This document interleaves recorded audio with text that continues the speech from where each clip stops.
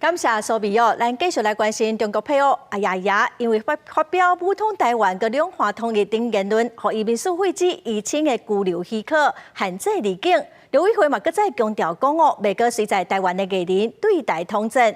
另外有警察伫抖音注册，佮小解家己讲伊是中国人，佮有统战的言论。中立分局嘛表示讲，会来调查，卖严办。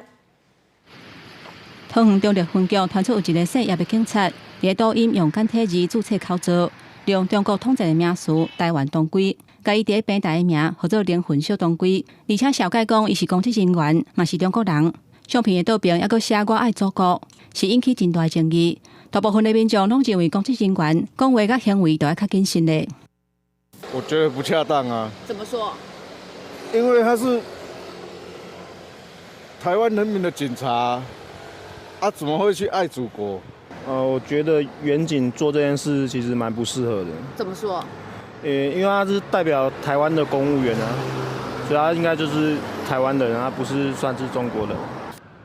中立分局初步了解，这个姓叶的警察，伫2021年至2024年下班时间，伫影音平台发表3篇文章，其中2024年11月7日，翻点过12点34分，打出伊日下伫中立警分局门口的相片，注明伊当咧上班，已经伫去年12月份为网络顶摕落来，不过嘛影响外界对警察都爱中立的看法甲原则。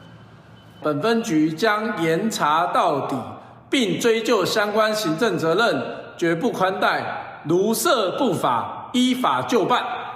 目前，这个姓叶的警察，伊的口罩已经关起来。中立分局强调讲，针对警察伫网络顶铺文甲言论，会检查到底，嘛会追究相关的行政责任。